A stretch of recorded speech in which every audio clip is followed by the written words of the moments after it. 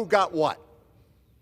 We are trying to avert a government shutdown, but we're also trying to subscribe to the basic principle as outlined earlier. We reached an agreement.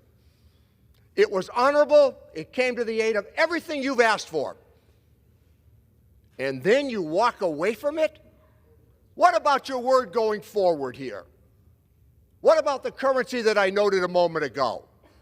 And I want to tell you, you cannot win a government shutdown, and you won't win this one either.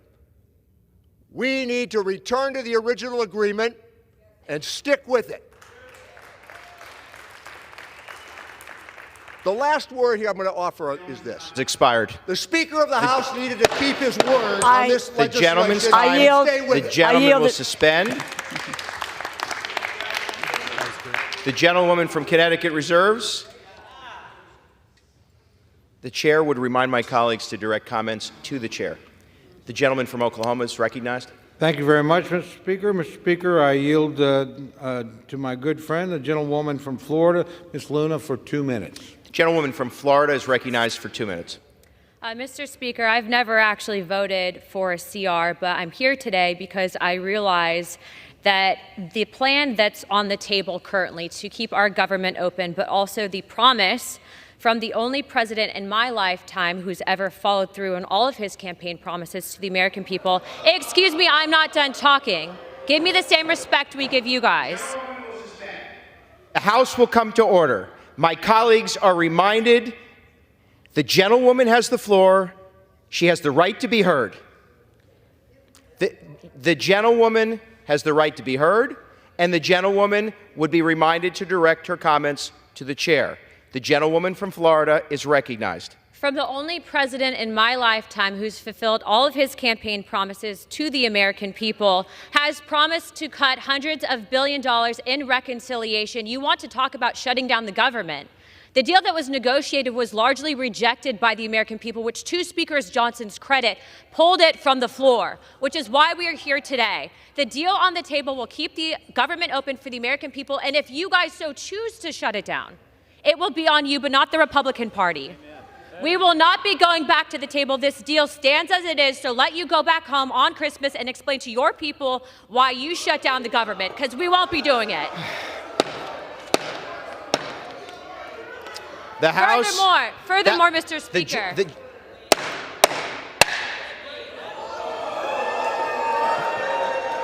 The House will be in order. The House will be in order.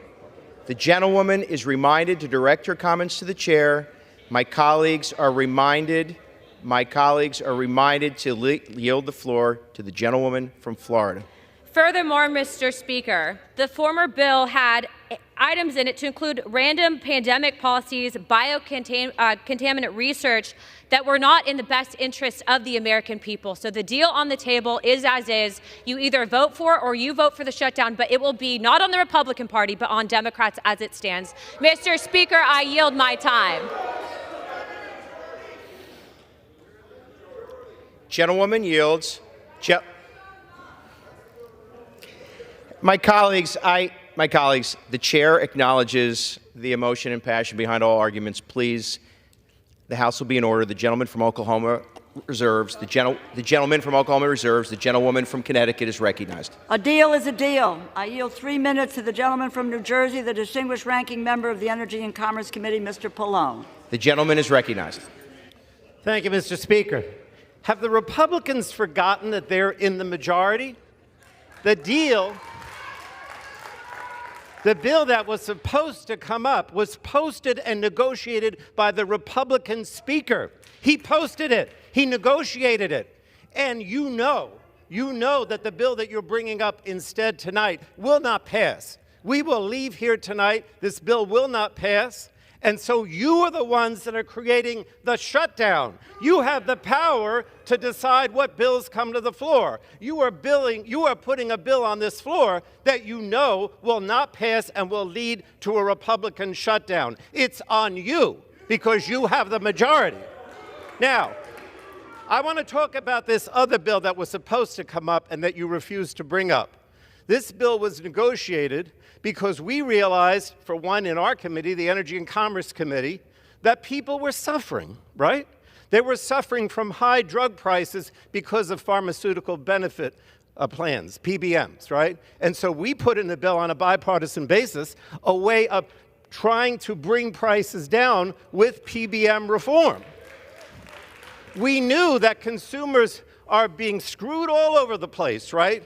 With shady things on website when they buy things, junk fees, all kinds of deceptive practices. So we put in on a bipartisan basis that we were going to get rid of junk fees, that we were going to get rid of deceptive practices, whether it went to a concert or a hotel or whatever it happened to be, because we cared on a bipartisan basis to try to bring prices down, to try to make things more fair for the consumer, for the American people. You took all that out. Why? Because a billionaire, Elon Musk, decided that we were going to act in favor, or the Republicans were supposed to act in favor of corporate interests, in favor of billionaires, in favor of special interests. That's what's going on here. You jettisoned all the things that we worked on a bipartisan basis to try to bring prices down, be fair to the American people, protect the consumer, protect the environment, protect safety, and instead you decide to simply go ahead with something that you know will not pass, that will shut the government down. Don't tell me this is on our watch. This is on your watch. You're the majority. You're responsible. This is not going to pass. The government's going to shut down, and the American people are going to suffer because of you as Republicans. I yield back.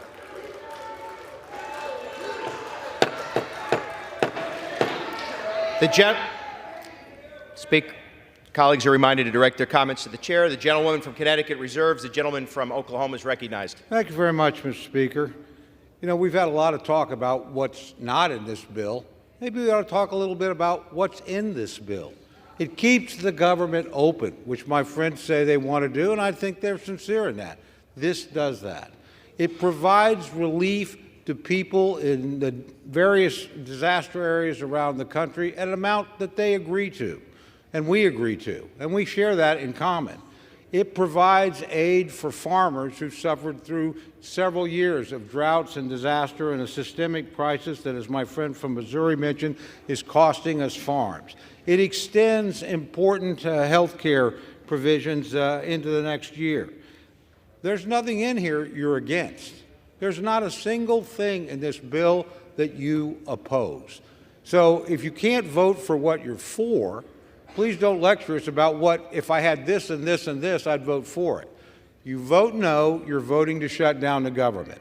If you vote no, you're voting to deny aid to people with disaster. If you vote no, you're voting against helping American farmers and ranchers at a difficult time. And if you vote no, you're voting to strip important provisions that are being extended into next year. Why? Because you don't want to give the next president enough time to get organized. And you want to use the debt to leverage. The extension of the debt ceiling is what we've done for the last 2 years. It's what you supported 2 years ago. There's no change in that whatsoever. So if you want to fight other things and other battles, that's great. I welcome that debate. I think it's a legitimate debate. But you're voting against a bill that everything in it you support. Every single thing. And you're doing that for political purposes. So please don't lecture us about that. We present something that keeps the government open, that provides aid to people, that provides support for farmers, that extends important provisions, and you're not opposed to any of that, and yet you're going to oppose the bill. And if a government shutdown comes, and I sincerely hope it does not, please don't tell us that those of us that voted to keep the government open while you voted to let it close are somehow responsible. That's just not the case. So, you know, I have a rule as a legislator. I never vote against a bill because of what's not in it. I vote on the basis of the bill that comes here, and then I fight for the other things that I think are important. And extending a debt ceiling that we've done for 2 years in a bipartisan fashion so you can use it as leverage against a new president is something you ought to reconsider as a political tactic. With that, I reserve the balance of my time. Gentleman reserved. The gentleman reserves. Members are reminded to direct their comments to the chair. The gentlewoman from Connecticut is recognized. Mr. Speaker, I yield 1 minute to the gentleman from Florida, Mr. Moskowitz. The gentleman from Florida is recognized for 1 minute. Thank you, Mr. Speaker. You know, denial is not just a river in Egypt. Let's talk about the last 2 years. It was the Democrats who raised the debt ceiling, not the Republicans last time. Many of you voted against it. It was the Democrats who kept over the government, not once, not twice, but every single time we needed to keep the government open, it was the Democrats who kept the government open. More of us voted for it than you. And all I've heard for the last couple of weeks about it, this giant mandate, landslide, trifecta. Put on your big boy pants, pass your own bill. We're only here because you guys can't agree amongst yourselves. So hold on a second. Democrats will keep government open for the American people. We will mediate the disagreements between that side of the room and that side of the room. We will do that for you, but you got to at least invite us to that meeting. So if you want us to solve your problem because you can't agree amongst yourselves, reach out. Thank you, Mr. Speaker. Time has expired. The gentlewoman reserves. Gentleman from Oklahoma. Thank you very much, Mr. Speaker. I reserve. Gentleman reserves. Gentlewoman from Connecticut. Mr. Speaker, I yield 3 minutes to the gentleman from Texas, Mr. Roy. The gentleman from Texas is recognized for 3 minutes. I thank the gentlelady. When I ran for Congress in 2018, the debt was $21 trillion. I was just texting with my son back home in Austin, who I haven't seen in quite a long time because I'm here trying to fight for him. When I got through cancer about 12 years ago, I made my promise to my kids that I would do everything I can to save this country. And what we're doing right now is to continue to double down on the things that are destroying the republic. We are going to increase the debt ceiling, not just $4 trillion, that's false. We have spent $4.7 trillion in additional debt in the last 19 months. We're going to increase the debt by $5 trillion. That's what's going to happen right here by Republicans, increasing the debt $5 trillion. And what are you doing in the same bill? $110 billion unpaid for, because you never have any ounce of self-respect to go out and campaign saying you're going to balance the budget, and then you come in here and pass $110 billion unpaid for. On top of the $200 billion you did for WEP, you guys won't agree with that, but the fact of the matter is $330 billion. Congratulations, you've added to the debt since you were given the majority again on November 5th. It's embarrassing. It's shameful. Yes, I think this bill is better than it was yesterday on certain respects, but to take this bill yesterday and congratulate yourself because it's shorter in pages but increases the debt by $5 trillion is asinine. And that's precisely what Republicans are doing. I am absolutely sickened by a party that campaigns on fiscal responsibility and has the temerity to go forward to the American people and say, you think this is fiscally responsible. It is absolutely ridiculous. It also turns off PAYGO. It turns off the $1.7 trillion in automatic cuts under PAYGO, because this side of the aisle is profoundly unserious about actually reducing deficits, just as my colleagues on the other side of the aisle are profoundly unserious about reducing deficits. The entire body has been racking up debt for my entire life. $36 trillion, $1 trillion of interest. We rack up $1 trillion every 100 days. Now, what are we going to do about it? We're going to run around and talk about cutting taxes, but not doing what's necessary to cut the spending along with the cut taxes. My other side of the aisle, my colleagues will say, oh no, we got to increase taxes, but we'll do anything to cut spending. And so here we sit in the same mess. And I got to be honest, I want to remind people, this is Article 1. I yield back. Gentleman yields. Gentlewoman reserves. Gentleman from Oklahoma. Thank you very much, Mr. Speaker. I yield myself such time as I may consume. Gentleman's recognized. This is a great debate. Nice to have the discussion, but we're here to consider a specific piece of legislation. This keeps the government open. What my friends want to do by voting no is effectively to shut it down. This provides relief to people in need. What my friends want to do by voting no is to keep that from happening. This provides aid to farmers and ranchers. What my friends want to do, and they actually favor the amounts and what have you, there's been no change in that regard, ends that. This extends important protections for the American people.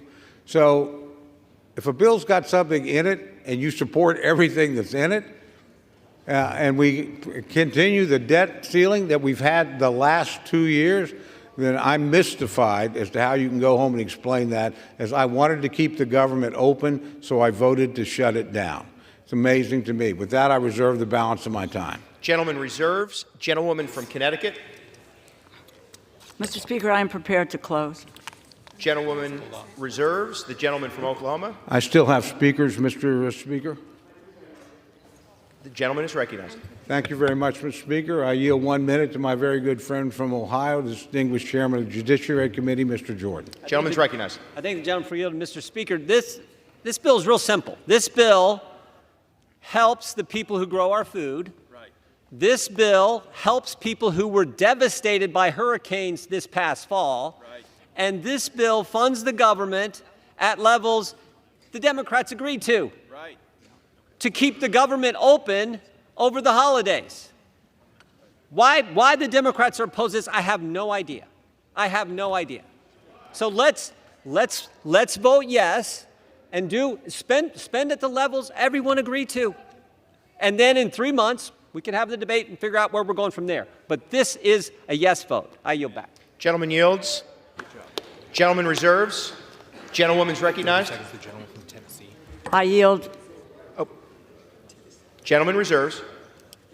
I yield 30 Gentlewoman's seconds recognized. to the gentleman from Tennessee, Mr. Cohen. Gentleman's recognized.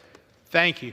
There are a lot of things in here that were taken out of the compromise bill that were good for the American people. And one of the things was dish payments, where you give money to hospitals that treat the least among us, the poorest people that need health care, and that was taken out of the bill. That's cruel, inhuman, and anti-Judeo-Christian.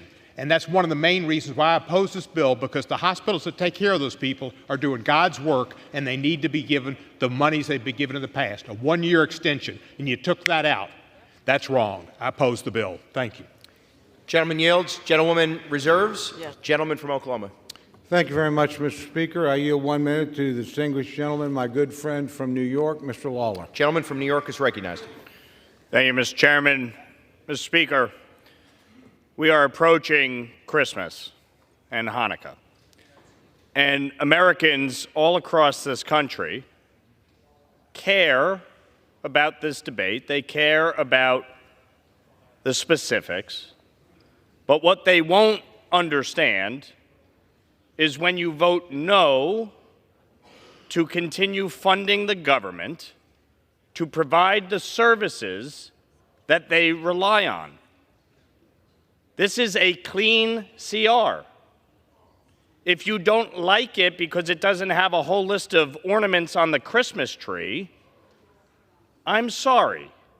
But the fact is that we are keeping the government funded. By the way, I would remind my Democratic colleagues, we could actually do our appropriations work if my senior senator from New York passed a single solitary appropriations bill on the Senate floor. He passed exactly 0. The fact is, we have to keep the government funded. That is our responsibility. An additional 30 seconds. Gentleman's recognized. We have to keep the government funded, live to fight another day. The fact is that we are not shutting the government down before Christmas. And I think everyone here has a responsibility to keep the government open and funded, and it requires a yes vote on this CR. It requires a yes vote on disaster relief. It requires a yes vote on providing our farmers the support that they need to put food on the table of the American people. And with that, I yield back to the chairman. Gentleman yields. Gentleman reserves. Gentlewoman's recognized. Yes. Speaker, I'm prepared to close. Gentlewoman reserves. The chair, I'm also prepared to close. Gentleman reserves. The gentlewoman from Connecticut is recognized. The American public has been clamoring for this body to work together, Democrats and Republicans, across the aisle, to do what is in the best interest of the American people. To that end, and to give credence to what the American people are clamoring for, so they begin to have trust in us again and what we do in this body, is that we've been working since last August of 2023, on a supplemental disaster relief bill. We worked assiduously over the next several months, day in and day out. And I will just say to my colleagues on the other side of the aisle, I recognize I am part of what's called the Four Corners, and it was the Four Corners of the Appropriations Committee, Mr. Cole and myself and Senator Murray and Senator Collins, who wanted to get these bills done, the appropriations bills done, by December 20th, because we believed that we could have done it and get these bills done. We were told no. We were told no. That we had to have a continuing resolution that would carry us into next year. No government should be run by continuing resolutions. That is not good governance. But there are those in this body who don't know how to govern and don't care about governing. So we worked hard over the last several weeks, back and forth and back, to say, we can accept this, we can't accept that. We will do this, we will do that. We worked hard. And to talk about what some of my colleagues have said, the Democrats are in the minority in this body. When you have the pen, which is what the Republicans have, they write the bill. They write the bill. They post the bill. They agreed on a bill. They signed it. And you know what? They got scared because President Musk told them, President Musk said, don't do it. Don't do it. Shut the government down. Imagine. What does he know about what people go through is when the government shuts down? Are his employees furloughed? Hell no. Is he furloughed? No. And when you shut the government down, people don't get paid. And maybe if none of us got paid if the government shut down, some people on the other side of the aisle would feel differently about where we're going in this effort. We had an agreement. But you know, this is not different from what we've experienced over the last year and a half or so. Think about it. Biden, McCarthy, deal, come together. Next day, walk away. Johnson, Schumer, deal. Next day, walk away. And now this deal, walk away from it. Who do we trust in this body? And above all, can the American people trust us? Trust us with their lives. When we had a moment, when we came to agreement as Democrats and Republicans, and then we were able to say, let's move forward this country. You know, one of my colleagues, I think it was Congressman Neal, who said this. The only currency we have in this body is our word. That's our credibility. That's our bond with each other. And when you break that bond, you break the ability to try to come together and be able to govern on behalf of the people of this country. What was left out of this bill, I understand what's in it, but what's left out is unconscionable, particularly in the areas of maternal mortality. Gentlewoman's time has expired. I implore my colleagues to vote no on this bill.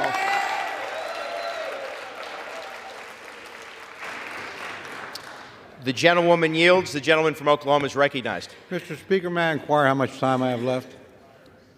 1.5 minutes. Thank you very much, Mr. Speaker. I yield myself the balance of my time. Gentleman's recognized. been an interesting debate. It's been a good debate. It's been a lot of interesting points made. But the fact is, there's nothing in this legislation that you oppose. You don't oppose keeping the government open. This keeps it open until March 14th. We're going to be voting for that in overwhelming numbers. You support aid to people in distress. This bill does that. You're going to be voting no. We're going to be voting yes.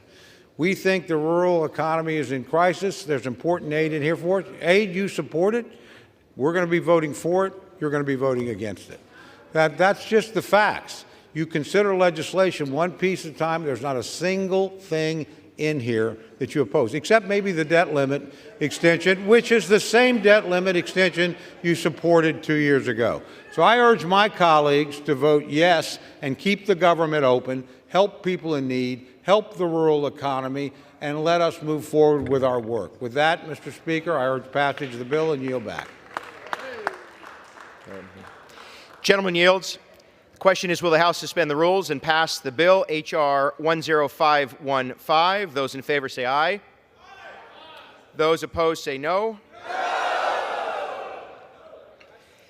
In the opinion of the chair, 2/3 being in the affirmative,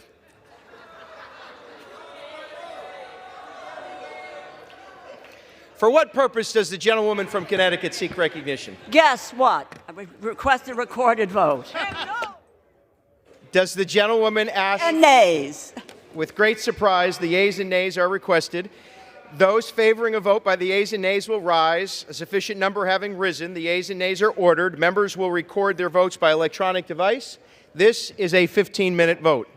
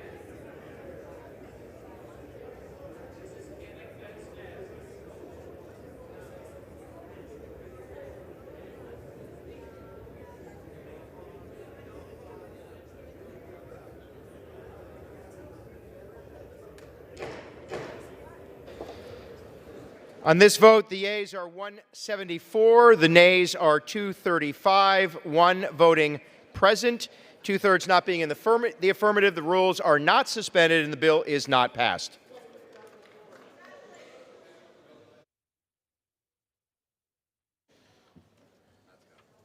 Oh, thank you. Pursuant to Clause 12A of Rule 1, the House will stand in recess subject to the call of the chair.